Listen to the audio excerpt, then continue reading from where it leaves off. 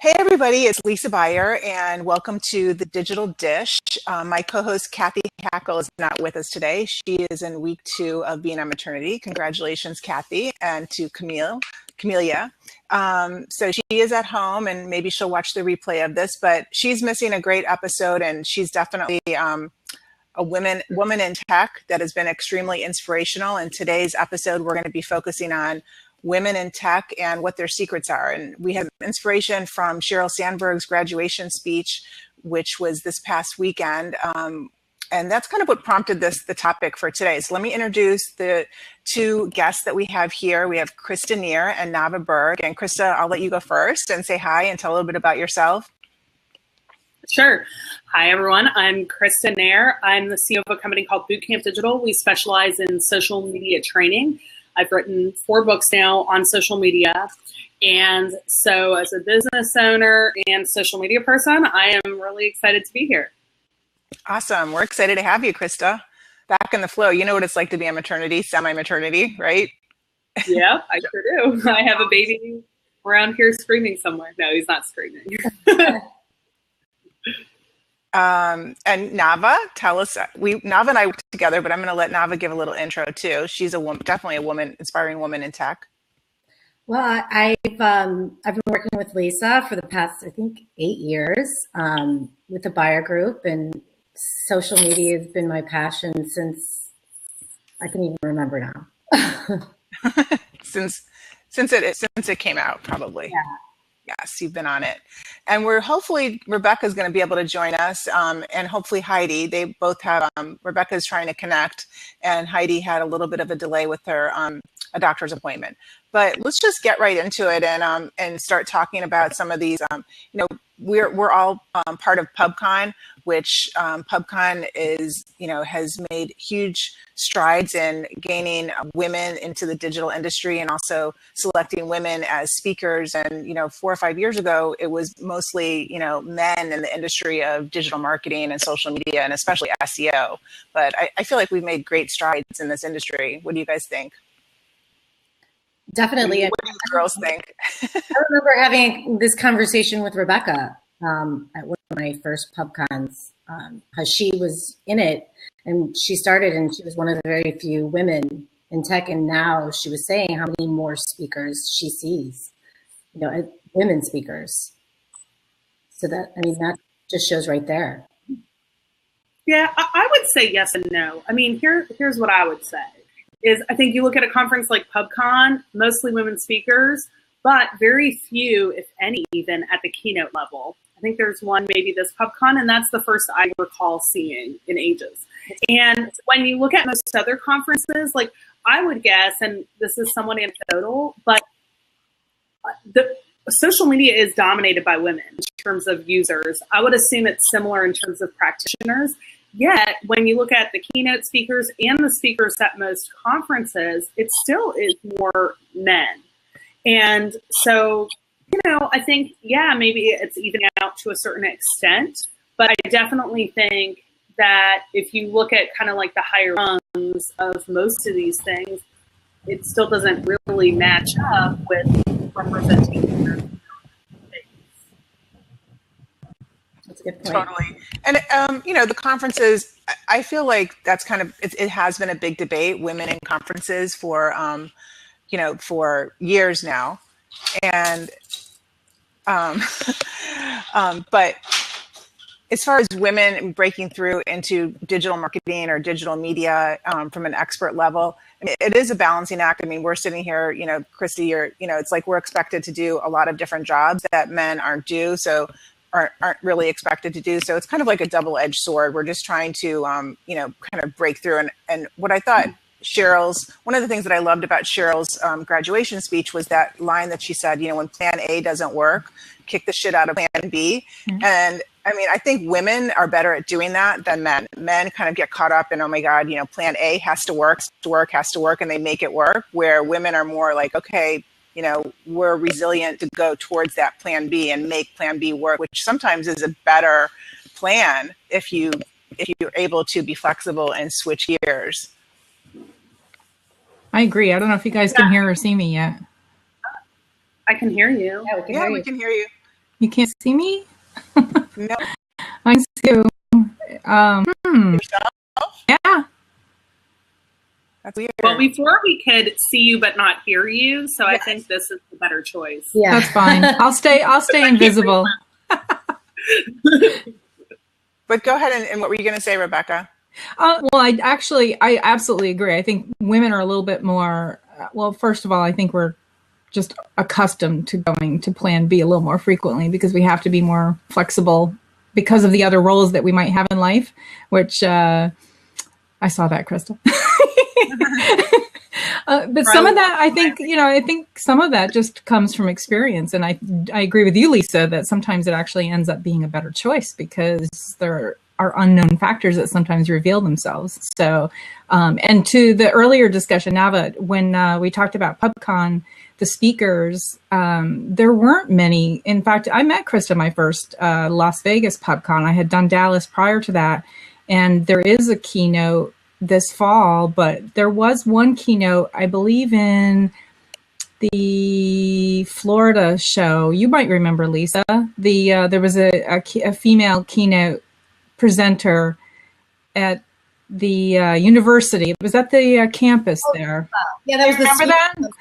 Oh, yeah, that was Melanie. Yeah. Yes, that's it. Yeah, That's it. yeah. So, Yeah. and I think, yes, at the keynote level, we do see it is still dominant of the male authors, the male speakers, and it's the same ones over and over again. I would love to see them mix it up just a little bit, but we'll see if that happens. Yeah, and So, I think that the thing is that we're talking about PubCon, which is a tech conference, but there's plenty of women that are we've all done keynotes before. So it's not that women are being held back from doing keynotes in general. It's just No, I agree. It's more in the digital industry, Technology, exactly, Yeah. and that's what we're talking women in tech. Yeah. So I agree wholeheartedly. And Absolutely. so I think we've made our place, and but digital is where we're sort of being kind of a little bit slower to be brought up to the forefront and be invited to do. Do you think it's because less women are actually putting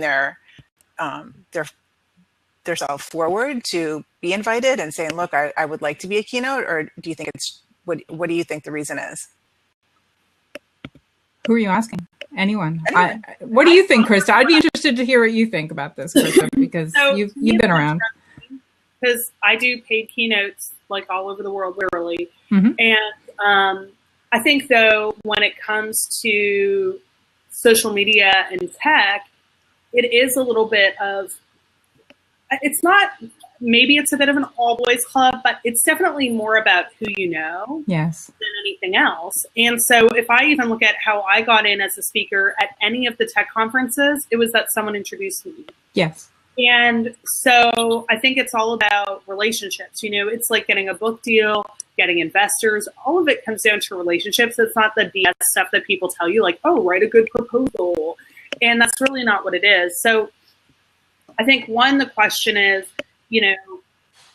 are women networked the same way as men are? And are they taken as seriously? Because I will tell you, in the tech space, I've had a lot of instances where people have kind of like written me off upon meeting me initially. And like, I was doing a book signing, and another author at PubCon, I was getting ready for my book signing. And so I'm sitting down at the table, and another author is like, oh, I'm sorry, sweetie, this is for authors. Like, it was really condescending. And I actually, that's why I'm here. I wrote a book. I'm doing the signing after you. You're actually eating into my time. And it was just like, and we've since become friends, and he's a good person.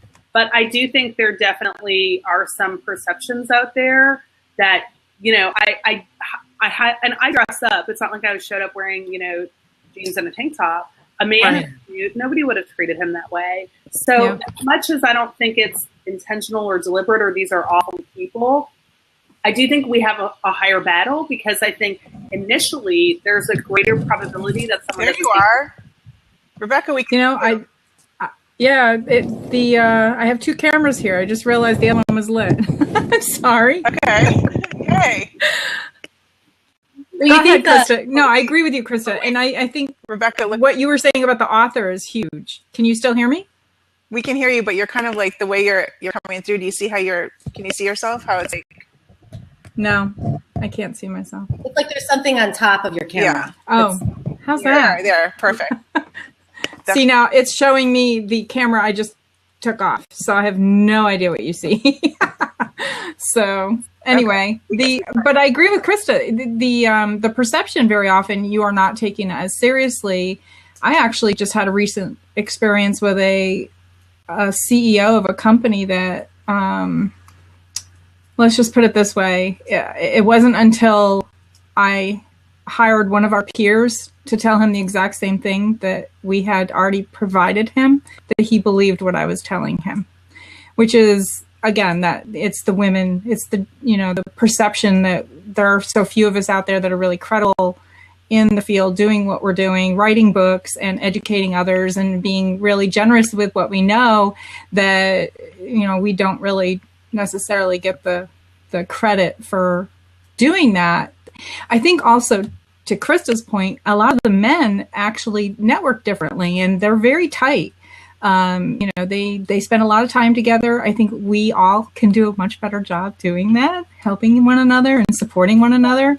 I think that will do a great service for not just us, but the other women coming up behind us and helping to kind of solidify our presence, just because we seem disjointed sometimes and the men definitely don't.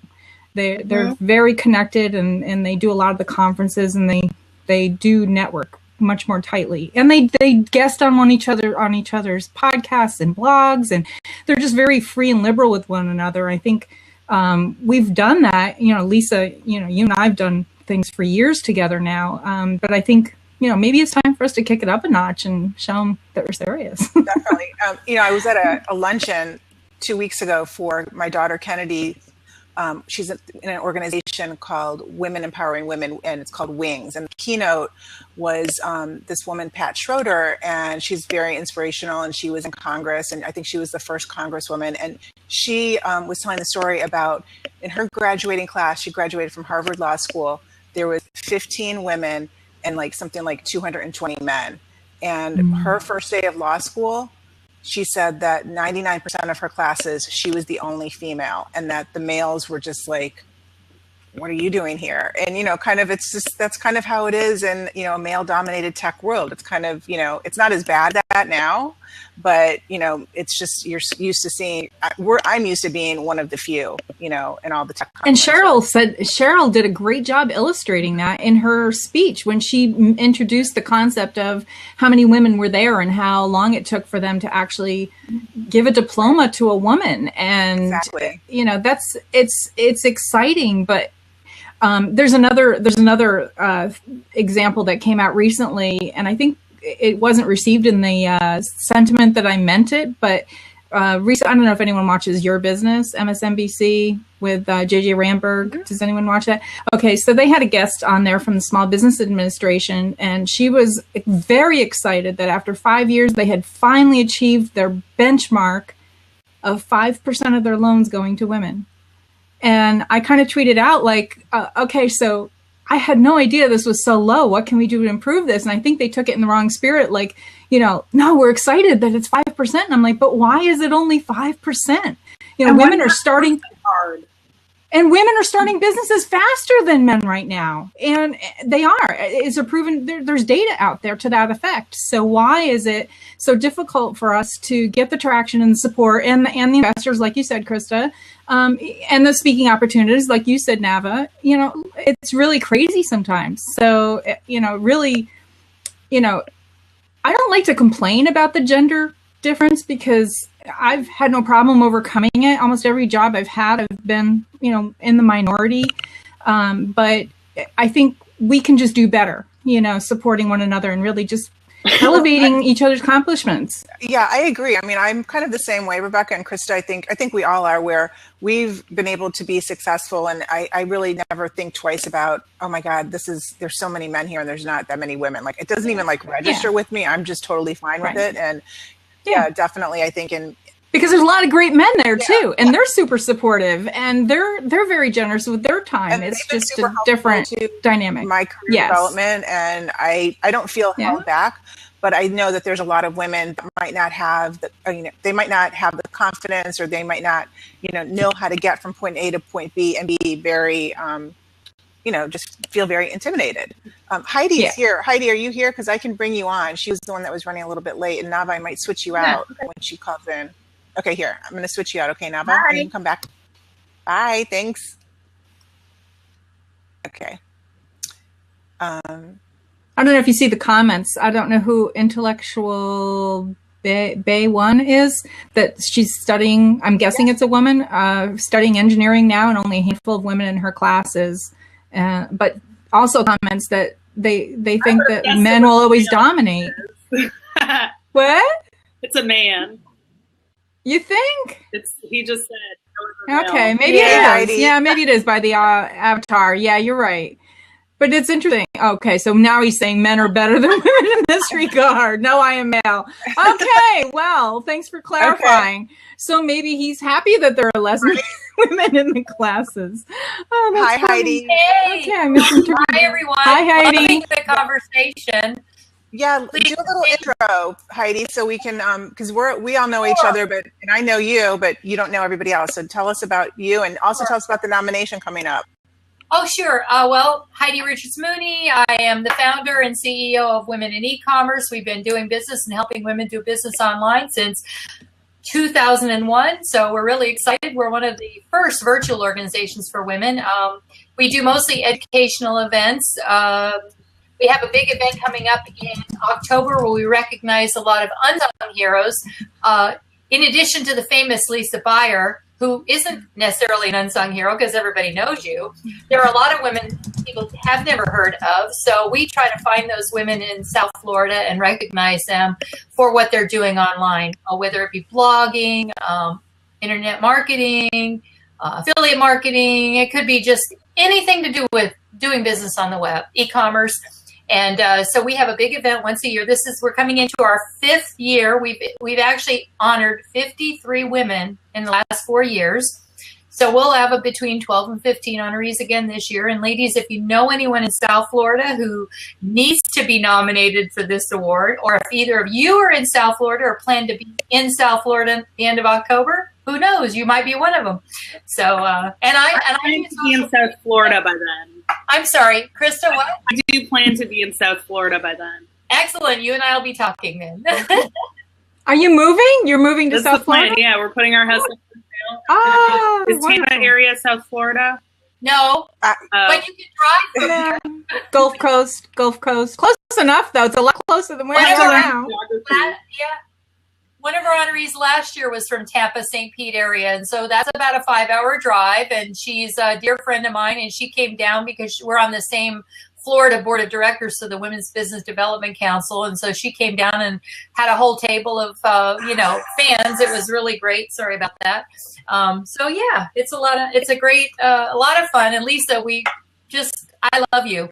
I think you're amazing, and I've been stalking Lisa online for about 3 years. So when I sent her a note saying you've been nominated, she readily accepted and so gracious. So Lisa, thank you for having me here today.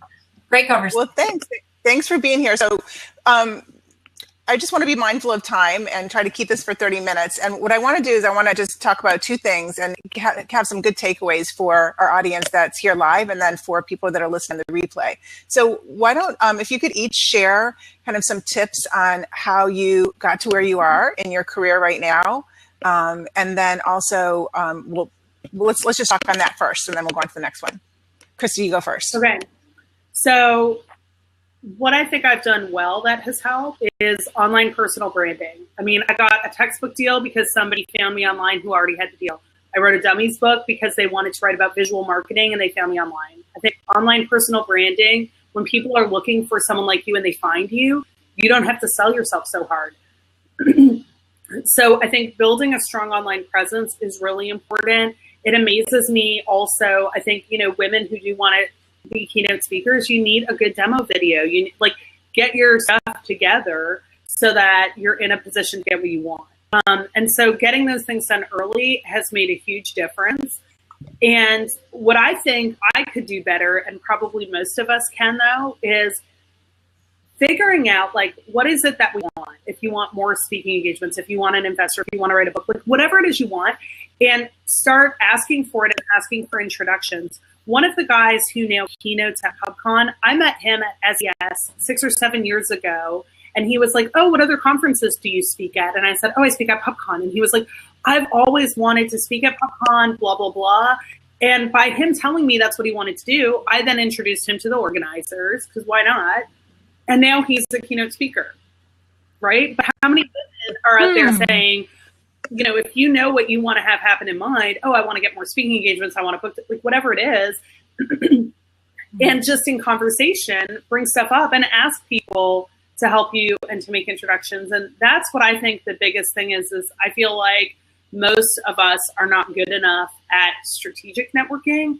And even if you don't know someone so well, you can still ask them for things. And most people are really thrilled to help you out. So those are something I think helped and something I think I need to be better at. Good one. Okay, Heidi, what about you? Oh, I want to say I agree with Krista, because it really is all about the relationships that you have. I mean, no matter what you do in life, I really think, and I think that's where men have up to maybe up until about the last 10 years ago, when women really started realizing how important networking was, but we just happen to do it differently. So networking has always been a key ingredient in anything that I've ever done, which is why I think I've been so blessed with success and meeting such great people. But one of the things that I love and I believe in firmly is being involved in a mastermind. So if you're not involved in a mastermind, or if you don't know what it is, it's just a great way to build consensus and to play off each other's strengths. So like if you have an issue and you want to get it resolved, sometimes having more people looking at that same issue that's in a trusted environment really helps. And it's helped me to write 3 books. I've written 8, but the 3 that I wrote originally were because I was involved in author masterminds and in an internet marketing mastermind. So being involved in a mastermind truly has been probably the number one thing that's helped me. And I think the other thing that I'm not good at that I have to get better at is asking for help. And I don't just mean in the mastermind. I think that sometimes we think we can do it all ourselves. And I was really guilty of that for a long time. And like you said, Krista, you have to put the word out there. You have to let people know that you're available. It's kind of like dating. If people don't know you're single, they're not going to, it's just not going to happen. You're not going to meet anybody. So that would be my 2 things. Thank you, Lee. Definitely. I totally agree. And asking for help, that's one of my downfalls too. It's like you try to do everything yourself and all of a sudden you're, just in a hole. Rebecca, what's your tip? I'd like to hear your tip first, actually. I'd like you to finish that thought. Okay. So a couple of my tips. One is, this is what I tell my daughter too, who's 14, you have to be as resourceful as possible. And don't, say, oh, how do you do this? Or can you help me with this? Like, just figure it out, go as far as you can and try to figure it out and then ask for help. And I guess that's like a double-edged sword, because I said, I don't ask for help enough. So I guess there's a balancing act that you have to do with being resourceful and asking for help. And something that I've just most recently been practicing and trying to get better at, and that I wish I would have done 10 years ago, is managing my time where I'm not feeling like I have to work 24/7. And, looking at my blocks of time that I'm most productive and most creative, and only doing my creative and types of things during those blocks of time. For example, in the morning, I can be much more productive during my creative time in the morning than I can if I'm trying to write something at 4 or 5 in the afternoon. That will take me 4 or 5 hours and it will be terrible. So just being a little bit more mindful of those types of things would be my tip that I wish I knew 10 years ago. That's good. What about you? I think probably resourceful is a long line of being self-starter. I think that's just critical, especially as fast as everything is moving in the economy or the marketplace that we operate in. And because we're trying to take on positions or voices of leadership, there's a little bit of pressure with that, but at the same time, there's a great reward. So that's where that personal branding that Krista was talking about is so important. My focus has really been over the last year, because for various reasons, really working on my network, my relationships, and their spheres of influence, and really tapping into the relationships and trying to find out how I can help other people, because I find that it really doesn't take a lot to reach out to someone and find a way to answer a question or help them with something. And the goodwill that comes from that is immeasurable. And, I may or may not, reach out to that person in the future, but I just find that there's a lot to be gained from that. I learn something, they learn something, and that relationship it advances over time. So I've been doing a lot of that over the last year. I think one of the things that, that makes it a little more difficult is, figuring out where to put your time, because, this is my first blab. It's not something that was high on my priority because, as you know, Lisa, we used to do a lot of Google Hangouts, and I enjoyed those. But, with limited bandwidth, you just have to kind of prioritize. And I think that's really important too. And I've really gotten back to writing. I used to be a Franklin planner girl. So, dating myself a bazillion years, but I actually started putting on paper again just a few months ago, and I find it immeasurably successful. It's just a different way of operating. There's something about writing it pen to paper that digital has never done for me.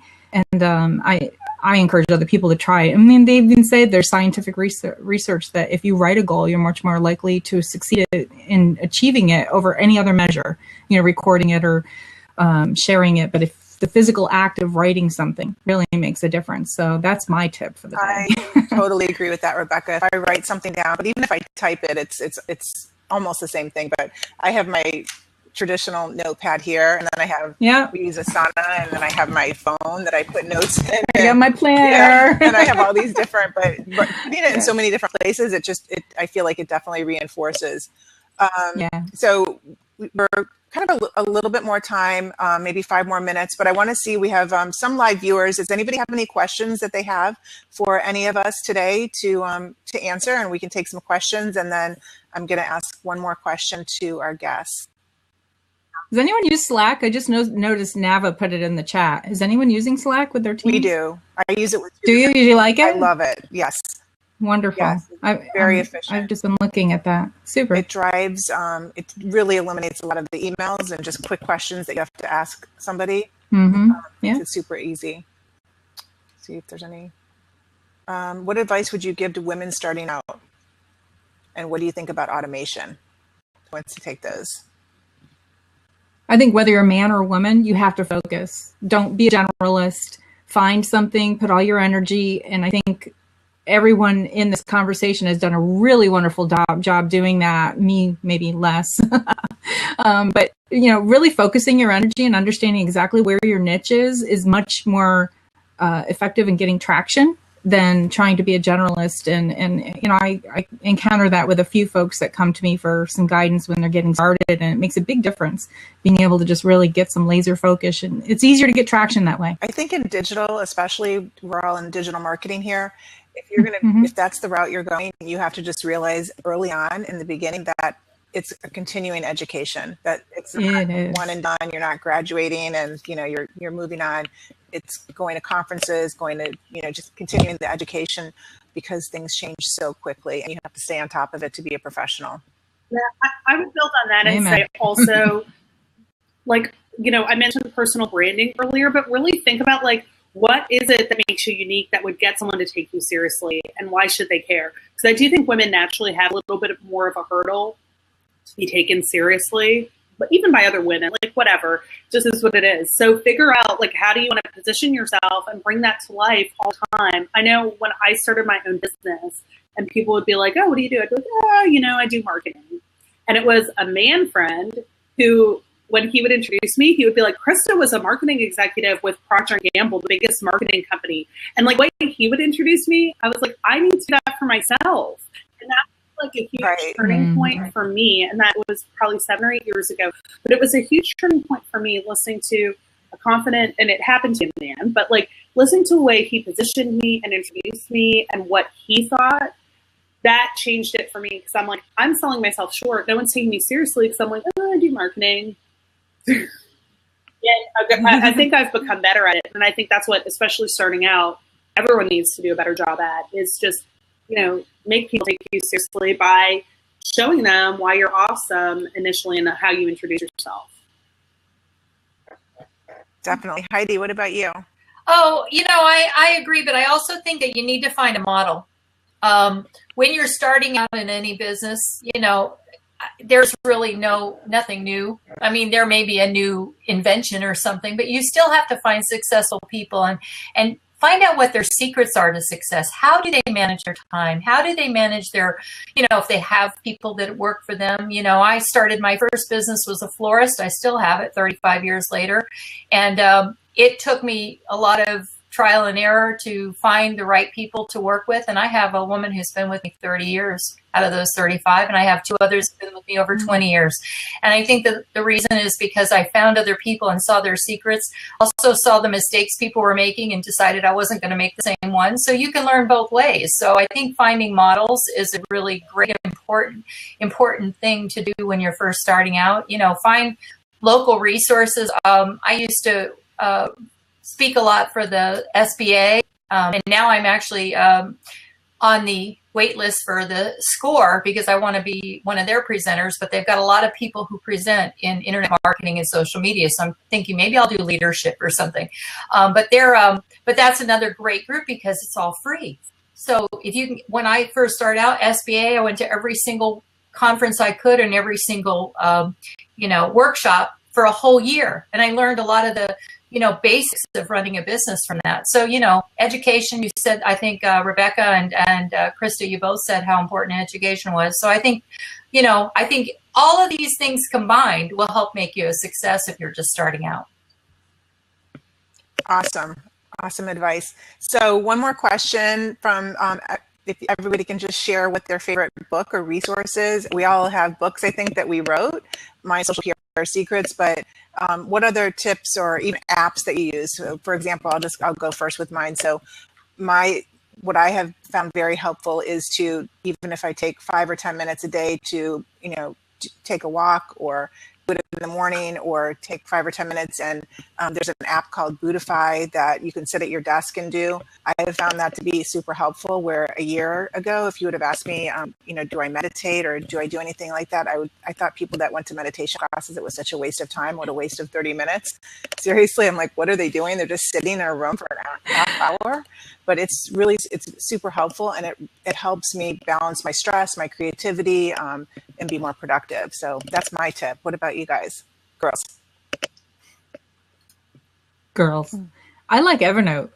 Whether I'm working on a book or researching for a client or just trying to bookmark things, references, data, anything that I want to be, I find it extremely useful because it just it's accessible from any device, and it just kind of organizes everything for you. And of course, my planner, and that's my planning in solitude, of course, is the first thing I do every day. So even though I'm not meditating, it is my quiet time. And it is really important to set those goals every morning. I think it's just imperative that you do that, know what your limitations are, be realistic, but be aggressive and make the most out of each day, because we know how fast the days go. And if you're not focused, it'll get away from you. So my tip that I'm not 100% following, but so some of you probably know, if you were here early, you saw my little baby. So I had a baby 6 months ago, and that was a game changer. And even during my pregnancy, I used to just put in 1 million hours, and that was no problem. When I got pregnant, I would go home and I would fall asleep at 6 o'clock, and I was dropping all sorts of balls because I'm used to just I can do it. And so one of the things that somebody told me this years ago, and it just, every piece of advice comes back at the right time. But there's a book called The One Thing. And the idea is that not everything is truly important. There's usually one thing that's going to actually game change your business, right? And if I look at all the stuff I do, keeping our social media updated, replying to emails, writing blog posts, so many of those, if they don't happen for 2 months, it's not really going to impact my business. And also, does it need to be done at whatever level I think I do it at versus someone else? You can step back and say, what is the one thing that by doing that is going to change everything else? And then let go of some of the other stuff that really isn't meeting your goals. That has made a big difference for me. So it's not really a productivity tool or anything, but it's just that refocusing versus, before I would have a to-do list every week of 50 things, and most of them, if I didn't do them, who cares? Yeah, that book, The One Thing, is, I would recommend that to everybody that's here today or listening. It's great. I love that book. Oh, I think we lost Heidi. Yeah. Oh no. Oh. We didn't get to hear her too. Okay. Maybe put it back on. We'll see. Did we lose her for good? Okay. Well, I think we're going to have to call it a wrap. And thank you, Heidi, if you can hear us or see us.